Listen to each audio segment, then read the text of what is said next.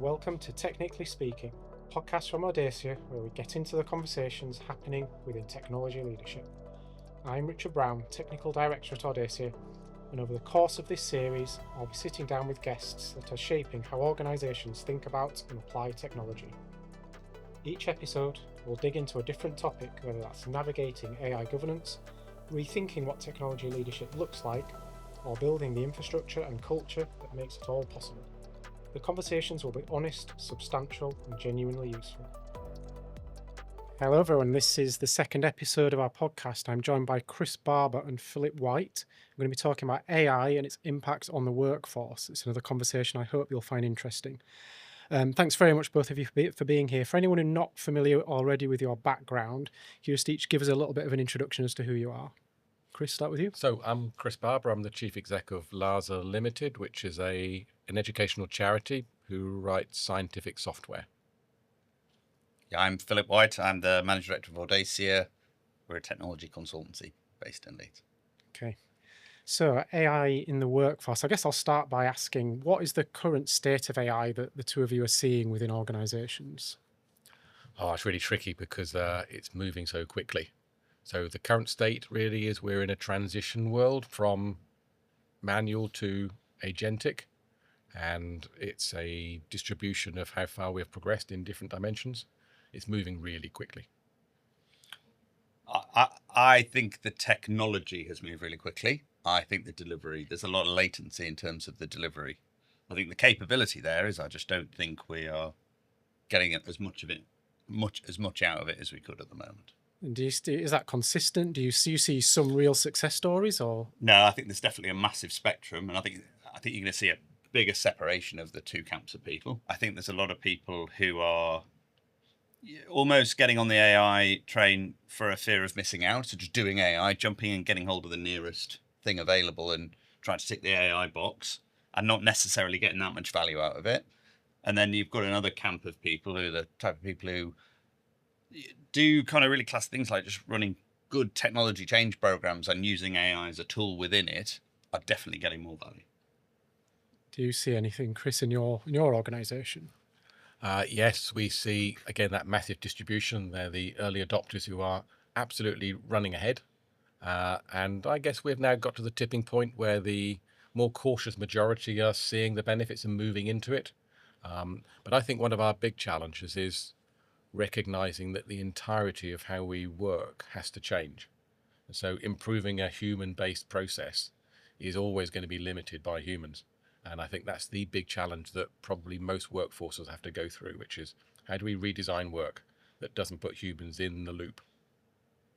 Yeah, because this is not a technology revolution. It's an intelligence revolution. Yeah.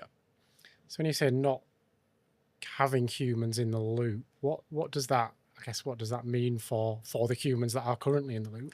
So I guess if I look at where we are with some of our projects, we've got folks who are using AI to create code. They're not writing any code at all. Mm-hmm. But when it comes to testing, there's still someone who's manually doing the checking in of the changed code. And of course, that's not sustainable. And it's in a massive backlog of code that's been written that hasn't been checked in because there's still that manual piece in there. That's why that rethinking is so important. We're going to have to get to that point where we don't need a human to check each task that's been done. We need to find different ways of measuring good enough. Do you have any ideas on that, or is that just somewhere that as an industry we need to get together? I'd love somebody to give me the answer. At the moment, It feels like we need to check that the software does the right thing. It does it consistently, robustly, reliably, securely. And I think they're going to be the important things to measure. We've got to figure out how to measure them, and that's not by looking at code coverage or checking each line of code or commenting on code.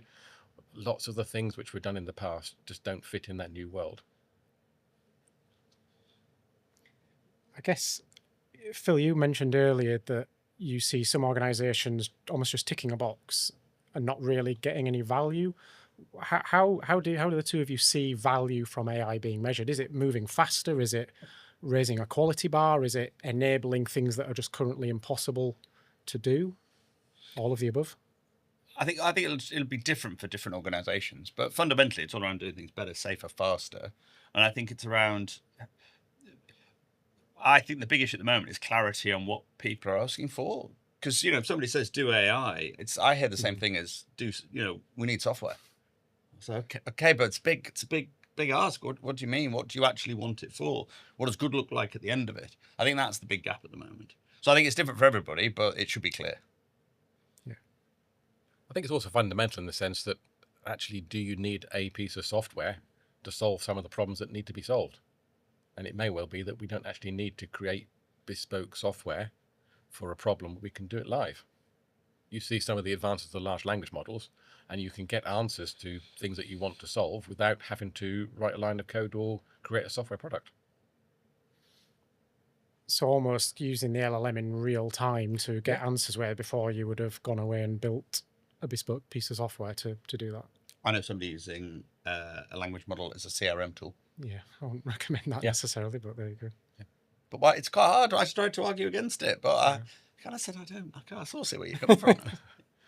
So I guess, do either of you have any kind of examples of where, you talked about kind of actually some organizations are seeing real success, and Chris, you mentioned in your organization, the early adopters are kind of blazing that trail.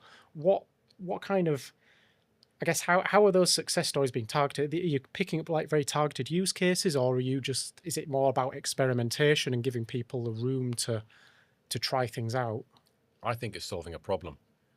So to give an example, which I think is really interesting, is that with an organization which has got, I don't know, maybe 40 odd scientists and the same number of software engineers, first people to pick up software coding using AI, scientists. Why? Because they had a problem they wanted to solve, and they thought, let me just see if it works. And so they were the first people to create, I don't know, a front end for a database, because they wanted one, and there wasn't access to software resource at the time. They thought, I'll see if I can do it myself. So I think having a good problem, a well-defined problem, and going for it, that's the definition of where we need to get to, defining the problem carefully.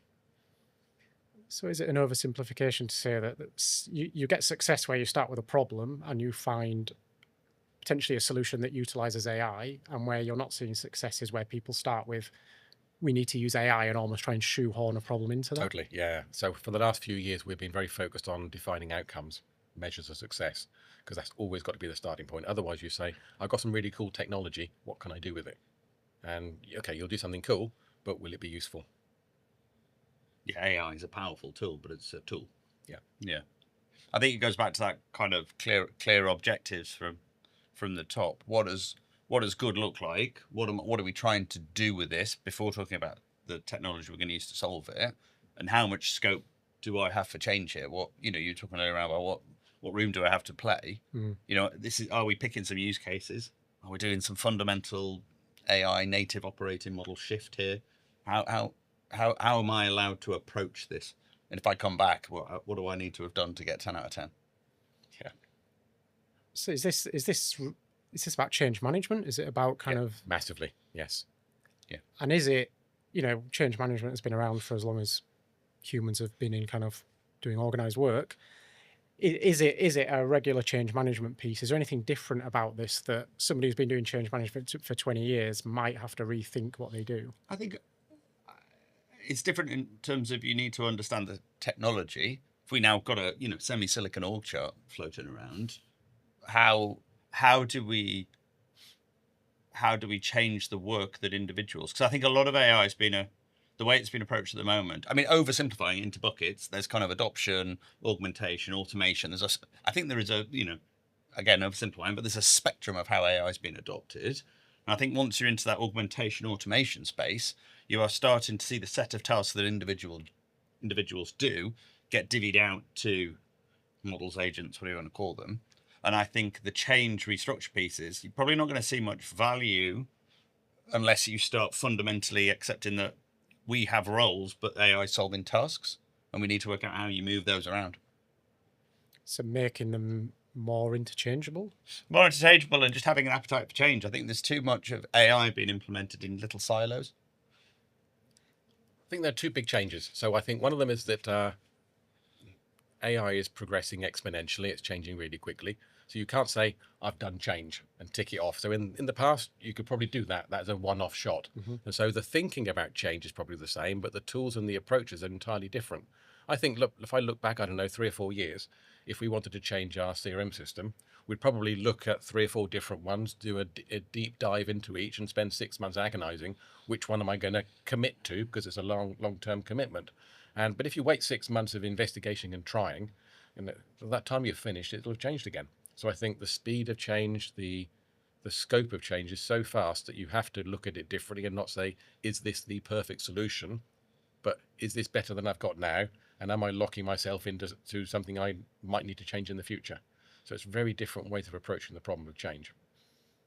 And change when it comes to, the workforce itself, obviously that's what we're kind of here to talk about. How are you seeing individuals, employees within your businesses that you maybe work or partner with, how are you seeing those individuals embracing change or resisting change, or is there a spectrum there as well? It's definitely a spectrum. We've got the super curious, who are natural tinkerers, who want to try something because it's there, and they will find ways to make it work. And there are also those who are fearful of change. And let's be honest, quite often the media is telling you that it's going to take away all jobs and everything's going to be different, and that doesn't help either. And I think you can't be fearful and hope it doesn't affect you. It's going to affect everything. I think there's 4 buckets of people. I think there's the pragmatically adopting AI because it's adding value. There's the pragmatically avoiding using AI in certain spaces because we probably shouldn't be. And then there's the kind of irrational end of the spectrum where people are irrationally using it for the sake because they want to play with it, and irrationally not using it because they either don't understand it or are in very defensive space. Yeah. And making a fairly decent assumption that those people who are resisting using it and resisting the change will struggle in the future because, like you both said, like this is not going away. You've got to kind of get on board with it in some sense. How are you, like, are you seeing those people in your businesses? How are you kind of almost like changing those hearts and minds to get those more resistant people less fearful?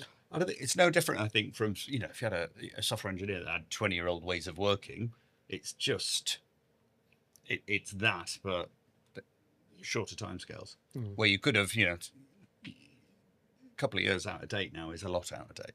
Yeah. In the end, it needs leadership though. It needs really clear vision of where we're going. It needs expectations. It needs a path to change, and it needs training. And I think you have to do all of those things. That gives everyone the best chance of moving with the technology as it adapts. And comms around AI. I think where I'm seeing it get adopted really well is where there's really clear comms. Yeah. Because if you're not communicating to people around AI, they just assume you're doing it in the background. It's just kind of around where it's acceptable to be used, where what people almost like best practices. So I think both. So sort of around the governance and the usage side of things, and who should use it when and why and where. But I think the big thing is around what is our strategy. Because if you're sat there going, I do this in this thing, and are they going to push the needle to the automation space, and am I going to be out of work in a couple of years' time? So having a clear message for this is where we're going, this is what you will be doing, is really important. Yeah, I mean, given how fast it's moving, I suppose that what can be a clear message today, by next week, might be ancient history because, even the strategy may be changing. Is there a balance to be struck whereby you maybe need to be a bit slower in that communication because actually you don't want to tell somebody one thing one week and then in a few weeks that's changed because there's a new model come out and actually it's now more capable and therefore how we're using things are going to fundamentally shift? I think it's just having its strategy broad enough and being adaptable enough. I think it's more about the willingness to have it. I think so. I think if you wait for it to all settle down, you'd never make any changes at all, and you'd just be lost. So I think you have to be, open and flexible, and be honest about the fact that things are always changing. In terms of, I guess, people coming into your business, are you seeing changes in the way hiring is happening? Are you as a business looking for new skills, different skills to what you may have looked at like 5 years ago, let's say? I don't think they're different, but I think there's more emphasis on just kind of curiosity, ability to kind of classic old school problem solving techniques are now, I think, more important, and a willingness to adapt and change. I think if it's like, well, I'd have to go and do another degree if I did that, and then I go back to uni and do another degree, that world is coming to an end. We used to start with hard skills. Now, what have you programmed in? What's your scientific background? What qualifications have you got? We now start with soft skills. For us, it's very much about culture first. And that is about the resilience, the adaptability, the flexibility to the work in different environments, to try things on, to take on risks, to communicate clearly. All the things that you need to work well in a team, all those skills that you've always needed, all of a sudden become more important than ever before. So we look very much at soft skills first. If you if you had somebody with all the soft skills and none of those hard skills, like, is it just shifting the balance, or is it actually there are some skills that we actually just are not needed anymore? I'd say that if you have the ability to learn and the aptitude to learn, you can learn the technology. But you're not going to change the natural state, your soft skills, your willingness to work in a team, your ability to react to change positively, the ability to communicate and support others through change, and to try things. So they're innate, really. So you have to look for those very carefully. Those kind of soft communication, the softer side of the skill set are going to become more and more important. I think you're going to definitely have a demand. The middle end's going to get cut. The middle's going to get carved out, but I think either end is going to be where people are going to have to pick straddle or pick a side. Yeah. Because I think on the soft skills, you're right. But I think as more and more automation comes through, people are just going to be crying out for that human level of interaction. Yeah. I mean, we've already seen examples where, people have got AI to do customer services and 6 months later backtracked because actually people at some point want to talk to a human being. I mean, Chris, you mentioned culture earlier and how that is becoming more and more important. Have you seen a culture shift within your organisation, or is it more just that emphasis on a strong culture? We have seen a shift because we've positively recruited for it. So every time we've recruited, we've put culture right at the front of that interview process. So yes, it does change the dynamics as a whole. It kind of becomes a bit of a positive feedback loop. Then. Yeah, exactly. Yeah. That's interesting. And in terms of hiring, like we've talked about it from the organisation's point of view, like the kind of things that you might look for in a prospective, employee. Are the things that you're seeing kind of candidates coming in and demanding, if you don't give me access to these tools, I don't want to work here, or people resistant to AI actually kind of thinking, do I want to work there? They're not quite aligned with my values. Yeah, I guess if they're resistant, they probably wouldn't apply because we're quite clear that AI is important. Occasionally we do get those who use AI badly and they generate AI-generated CVs that just contain so much material that's just made up and fake that it's fairly easy to, surprisingly easy to spot. Yes, actually. exactly. Yeah, it's a bit of a trigger for me now. AI slop. Yeah. In the CV come through to you. Yeah. I think people just coming in, speaking to you, just want to know that I think everybody is coming to terms with the fact that there is change coming. Maybe not as fast, but probably a lot harder than people are ready for. I think what people just want to know that you have a plan. Yeah. A flexible plan. Yeah. In terms of, I guess, thinking even further ahead, like the next generation coming through, if you have somebody kind of, I don't know, going to sixth form, going into university, what advice can you give them to be prepared for what the next 10 years may hold? I think not locking yourself down to a particular technology is going to be super important. If you look back a couple of years, it was all about prompt engineering, and there's going to be a degree in prompt engineering, but almost by the time the university set up such degrees, they've been superseded again. Yeah, I think that, I don't know how I think you might see some of the softer skills get more rigor in terms of how they're taught. I think you'll see business analysts, I think, are going to be they're going to be safest houses, a role for a good while to come. Because that's the big problem is, the AI can only do it's getting better at emulating the intelligence, but problem standing, the ability to sit in a room and watch somebody say something and then say something slightly different, or pull a slight face and go, "You've said that, but you did pull a face at the same time." Well, it just won't work, will it? Why not? That type of, they need to teach that type of skill. If you think about sort of like the old way of thinking of things, you'd have people doing the work, you'd have managers, you'd have directors. And in the end, we're all going to be directors. We're not only going to be managing the work that AI does for us, as in making sure it does its task properly and the quality is correct. We're going to be directing, as in thinking strategically about what's the outcome we need and is there a better approach we can take and what's the long-term future of it. If most people would agree, a good manager needs experience. Yeah. How do those managers get experience? Because are we not?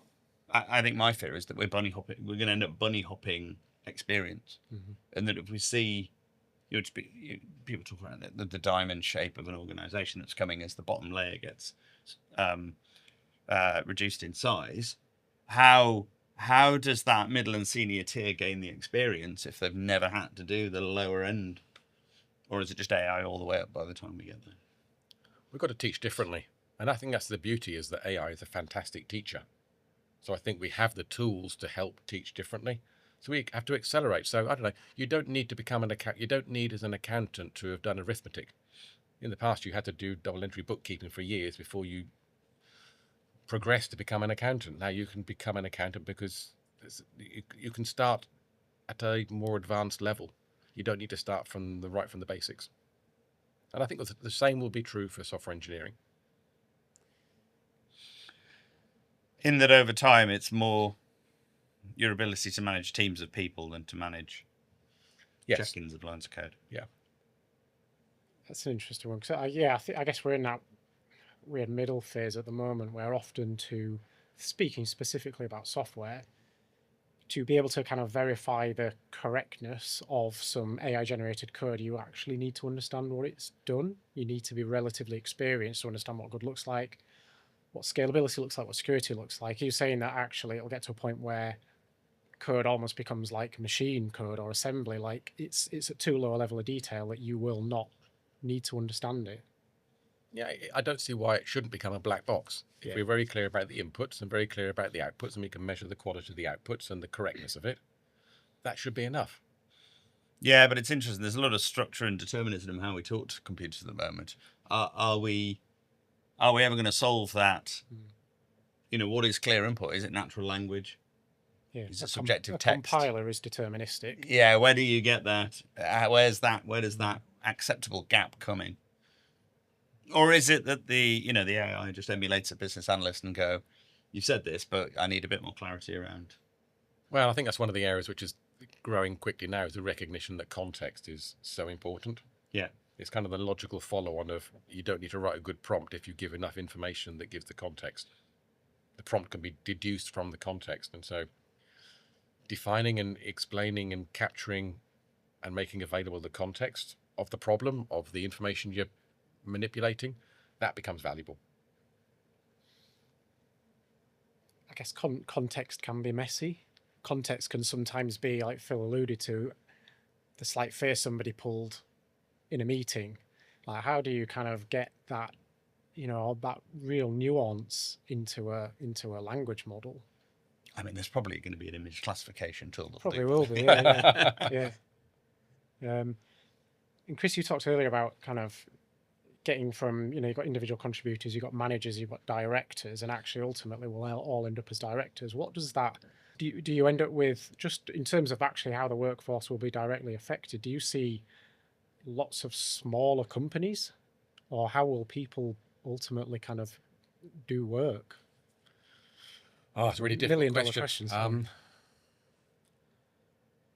We'll be able to get more done with the same number of people, that's for sure. And I think that probably changes the nature of what gets delivered. So if you think at the moment, it's all about large standardized pieces of software and everybody has to use it the same way to do the same thing and be trained on how to use that interface to do it. You could get to the point where you can do it bespoke. You can create a piece of software that uniquely solves one person's problem in the way that they want to solve it. So you could end up not having one software product, but having 1,000, each of them slightly different, customized and tuned for that individual person. That's a really interesting point. The number of organizations that shoehorn their processes to fit how Dynamics or how SAP say things work, and the amount of money that's spent on big SAP implementations to shoehorn kind of what they think. So that's a really interesting point. Lots of tailor-made software. Yeah. But I think just going back to your point though, I think the bigger problem there is that yes, people will be able to do more, but if we take all of these organizations that are doing things that are have the capability to do more, are we going to see a sufficient increase in the demand for the supply? That's, because if we look at, historically we've always been able to absorb increases in efficiency, but industrial revolution, the computer, the internet, we've managed to. But my concern is that this is going to be potentially bigger than those all combined. And if that's the case, are we going to have enough? Are we just going to have, like we now have an abundance of electricity? Are we going to have an abundance of intelligence? Yeah, and I think then you've got to ask yourself, is there a finite number of problems we want to solve with that intelligence? And if the answer is no, we don't think there is a finite number of things we want to solve, then we can solve more problems. So do you not think there'll be an impact on the workforce, though? I mean, I don't know. I'm talking, what do we say, 10 years from now? Don't know. Tony Blair talks about the lifespan. No, sorry, the Tony Blair Institute talks about the lifespan fund, which is like a pension for people getting impacted by AI. We've got conversations around, I remember talking about universal basic income 5-10 years ago, and it was hilarious. Whereas now thinking, actually, I don't know, maybe this makes sense. So the World Economic Forum recently published, and they talked about AI taking away jobs, but they also said that about twice as many jobs are being created. So currently, the trajectory is more jobs are being created than lost through AI. So AI is a catalyst for expansion of work. I do worry, though, we're in the adoption phase. Yes. People adopting AI tools, not seeing entire functions being automated by. Yeah, when we get the efficiency, that might switch. Yeah. Do you think we're preparing for that? I think governments... Politically, no, we're not. We're not thinking of 4-day weeks or early retirements or whatever else it might be.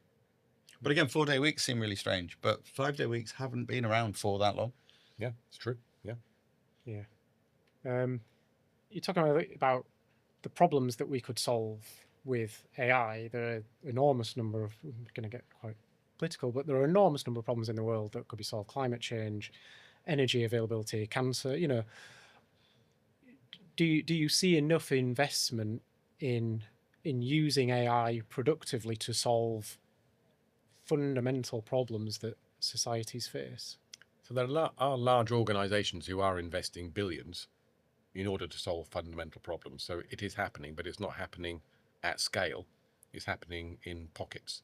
And that's one of the risks we have, is that AI doesn't enrich everybody. It enriches a small number. Yeah. It's one significant risk that we do see at the moment. I mean, this is the big opportunity. I mean, not to pivot completely, but this is the thing I'm trying to have conversation around, get a view on, is the impact of sovereign AI. Because I think we're seeing it, everyone's moved to the cloud, and there's now a lot of people going, let's come back. We're worried about future token costs. We're worried about the fact that these are artificially, they're getting more expensive, but there's no real free market in tokens. They're still being subsidized. Should we look at running this from a data security, protection, IP? The hardware costs are coming down. Should we look at potentially putting these models locally? Yeah. Yeah, because even if the model itself is not quite as powerful as when you could get off the shelf from Anthropic, the cost benefit may start to weigh up, where actually, rather than spending however much on OpenAI models, we could spend a little bit less on some hardware and get results that are more than good enough and much more sustainable in the long term. Yeah, because we don't have a AI capability problem. We have a delivery problem. You hear people complaining they don't have access to Mythos or Fable, but they're only using it to make their emails sound better. So, When it comes to kind of AI, we're looking at the workforce very much from a kind of, a industrialized Western society. Access to AI across the globe is massively unequal. And, just because you live in a third world country doesn't mean you are going to pay less for your OpenAI subscription. How do you see that? Is that just about sovereign AI? Is that about kind of governments enabling their own people to kind of have access to those tools? I think we're going to see broader and broader access because it's going to be a political necessity for every country to ensure that it's available. And in the end, sharing intelligence is a massive potential for equalizing. Massive potential. Not wanting to fall down the political rabbit hole, but it requires a lot of international cooperation. Yeah. And it feels like the appetite is going the other way at the moment. Yes. I guess let's kind of bring it back to organizations and kind of what you're seeing with people that you're working with. In terms of that kind of initial communication of this is our position with AI and this is what this is our strategy. Is that about kind of clear, consistent messaging? Is it about talking about it a lot? Is it about having kind of advocates on the ground, champions who can kind of reflect that? Kind of how can people almost kind of action this in their own organizations?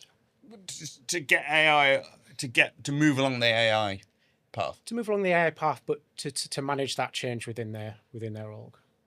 I think it goes back to kind of starting at the top and getting a real because I think this is what there's a big lack of at the moment, kind of clarity around the strategy. And again, strategy doesn't need to be a 12-month, 400-page exercise. Just what is our appetite to risk? What is our appetite to innovation? What is our appetite for change? What is how do we see this? What's our appetite to data sovereignty? What's the plan? How do we bring all these together?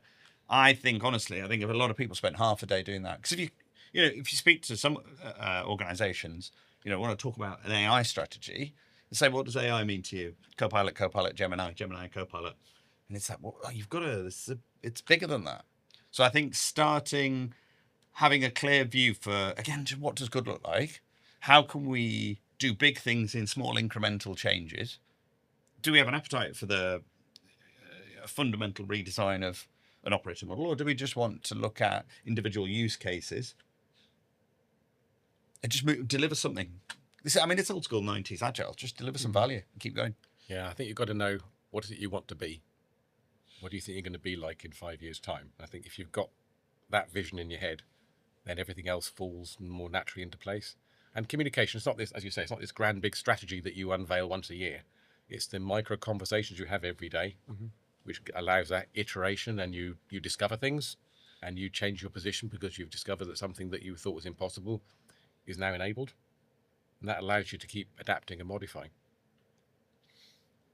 You talked about operating models. Do you think kind of company structures are just going to fundamentally shift? This kind of AI native operating models and things like that. Like, is that a real thing? Is that are you seeing that? Yes, I think because you could look at the tasks that people do, and you might have 100 people where 50% of their tasks are AI driven and 50% are not. So you're not really seeing any real change or massive value.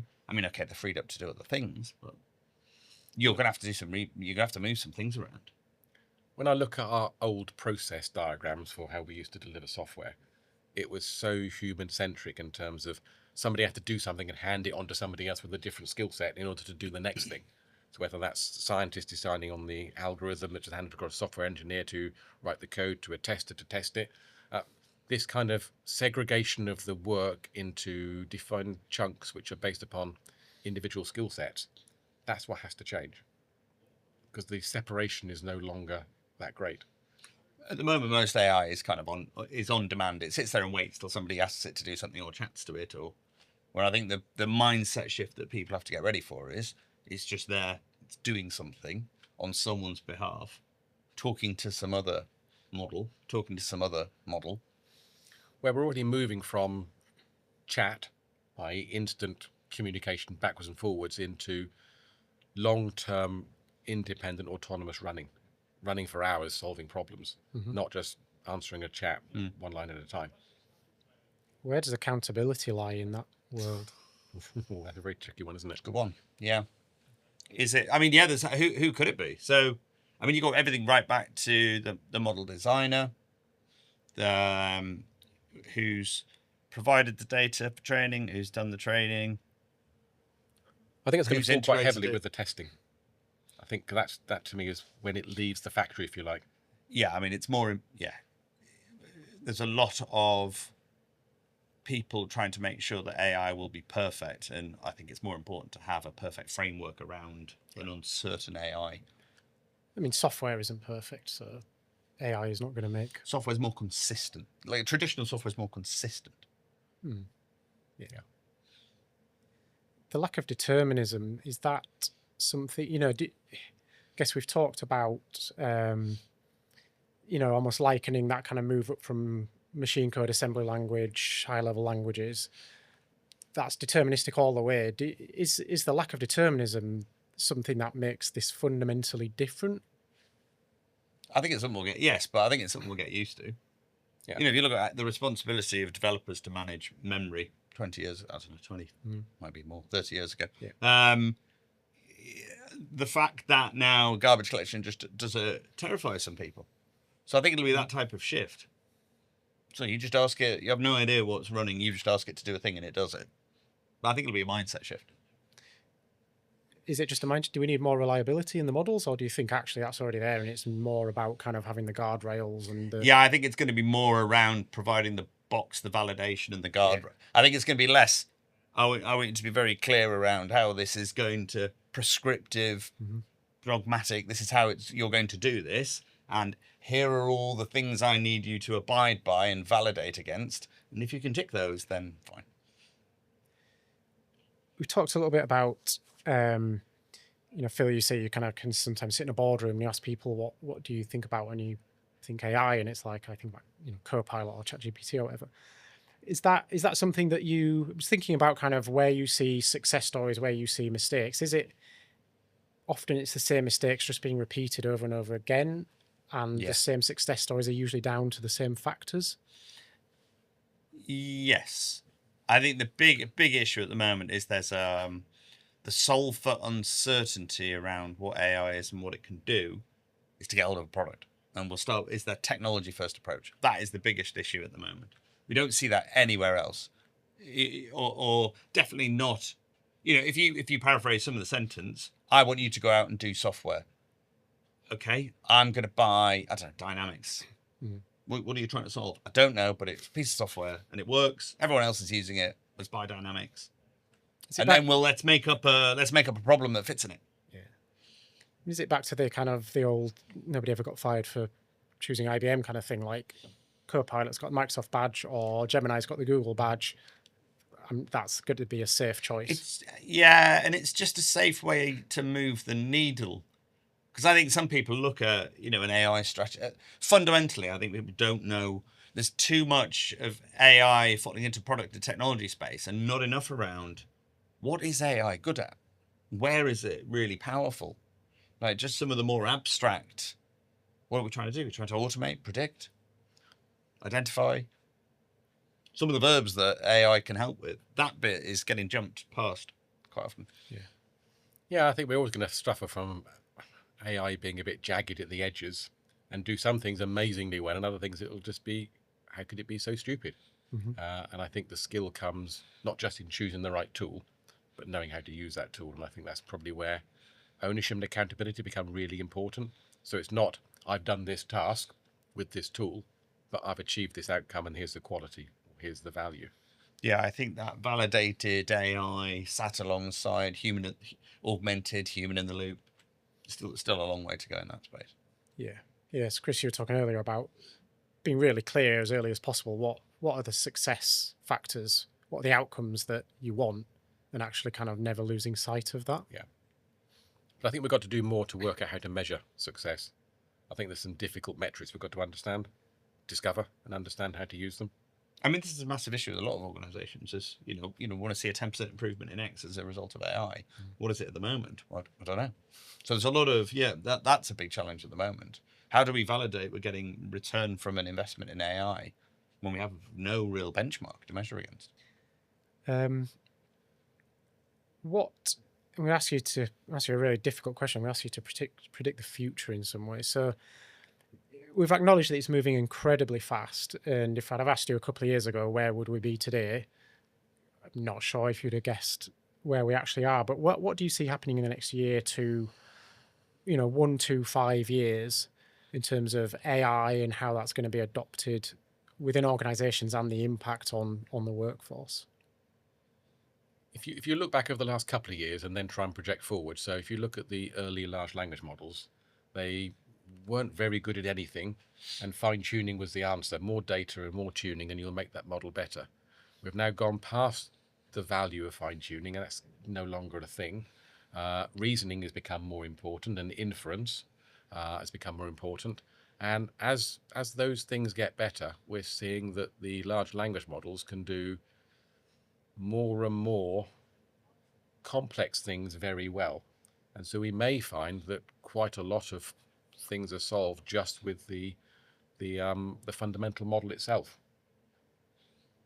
If we look at some of the publications from Anthropic, every other week they publish about a skill that they've released that impacts massively entire sectors of software delivery, whether it's accounting or legal or chemistry recently. They are starting to create capabilities that span all disciplines. Yeah, it's the generic. I think that's the thing about this technology it's that multimodal nature of the technology. It's not that you've got, I've defined a machine learning algorithm that's very good at predicting X or an image classifier. These are they're just very broad, which I think is why the impact's going to hit hard with this technology. But in terms of where we're going to be in the next few years, I think there's one in the short term. I think it's feeling the pain because we've seen big impact in the way code is generated or engineering projects are run with AI just over the last 6-12 months. Mm-hmm. But how is that being achieved? It's been achieved through context and understanding. What does that cost? It costs tokens. So the cost, the running cost of AI is going through the roof. Yeah. And again, I am worried that this is a funded. What is the real token cost going to be 5 years from now? That is a big unknown, because if we knew the answer for that, it might be easy to predict. How many big, vibe coding, GDPR data issues you're going to have in the next 12, 24 months? Because I think that will put the brakes on in different parts. I think about it a bit more like electricity. I feel like we've had our kind of Franklin moment of discovering the technology. We've had our Faraday moment of going, this is how I can get something really cool out of this. But we're just not quite in the Edison distribution space yet. We haven't got it out yet. So I think it's probably not going to be, a radical 12, 24 months. And I think if you're going, 5, 10 years out, and then you've got that second wave around when we've solved for intelligence with the software. That second wave with the hardware, robotics, humanoids coming down the tracks. That's the next 10, 20 years I think will be pretty radical. Because at the moment, if I had a kid leaving school, I'd probably say, if you want to, get into a trade, be a joiner, be a plumber, like do you think robotics will advance in 20 years? I need a shower fitted. I'm going to have an army of robots turn up. Yeah, quite likely. What will we do? We're spending our UBI dollars. Just to jump back to politics very, very briefly, we talked about, people like Anthropic, OpenAI, kind of, lots of advancements in models, and the US recently temporarily putting kind of export restrictions on models. The Chinese seem to be taking a very different approach and kind of, a lot more open weight models coming out of China. Where do you think that is going to go? Do you think that we will have, is that just the start of kind of sovereign models, and actually Anthropic and OpenAI become the US sovereign models and access to them is much more restricted? It is becoming like a nuclear arms non-proliferation treaty style setup. Yeah, you can see that if you compare, America to China, entirely different philosophies of how to operate. America's going down the capitalist route, I suppose, of consolidating within a small number of very wealthy model owners. Mm-hmm. And China's saying, we want to make the intelligence freely available because we think the greater value come from spawning tens of thousands of companies to start something new using that intelligence. So they're distributing it, if you like. Do you think that strategy is a domestic distribution for the goodwill of Chinese companies, or is it a mechanism for disrupting and undervaluing Western superpower AI companies? Both, I think. Yeah. Yeah, I mean, we've seen DeepSeek. Yeah. Yeah, And it was a pretty well-timed launch of DeepSeek, wasn't it? It's perfectly timed. I suspect the Chinese are seeing what the Americans are doing and almost kind of rubbing their hands, saying this is playing into exactly what we want. It's giving us more opportunity to disrupt, because there'll be more and more companies looking at the open weight models and adopting those over, the risk of. And how do you regulate? Because there's a lot of talk about regulating AI. Yeah. How do you regulate sovereign models sat on a piece of tin in someone's cupboard? It's impossible, isn't it? Well, have people ever been able to regulate the internet, the web? The internet is a communication platform more than an intelligent entity. Yeah, I think the internet's like the roads and AI is the car. Okay. Good analogy. I mean, to extrapolate that, I think we've got a lot of people staring at engines, going, "Why isn't this?" And in reality, if an agent is an engine, the agent and the tooling around it is the car, and then all the way we connect these together is the global infrastructure. I feel like we should have a lot of people in car parks looking at engines, going, "Why aren't we going anywhere?" So, just to kind of wrap things up, for any listeners, for any leaders within a technology organisation, what are some actionable takeaways that you think they can take to kind of take meaningful action into their own organisation? I think it's about coming like a clear plan from the top, a clear strategy on a page, a clear communication around kind of that control versus creativity piece. How much do we want to empower you with AI to do loads of amazing stuff? And how much do we want to maintain process control and automation through AI? And do something. I think, one of the biggest issues we see is kind of proof of concept for the sake of proof of concept. Proof of value is not value. Try and get some things out in production. Get things out in the wild. Get feedback. Iterate. I think that's really good advice. And I'd add to that, be clear about the outcomes, be brave and try, be prepared to fail, iterate quickly and be agile. Because you can't afford to be slow and you can't afford to wait for perfection. That's all for this episode of Technically Speaking. A big thank you to Chris and Phil for their time. Such an interesting topical conversation. As usual, if you find this interesting, please do subscribe wherever you get your podcasts and feel free to share it with someone in your network. That's it for now. Thanks for listening. Thanks again to Chris and Phil, and I'll see you on the next one.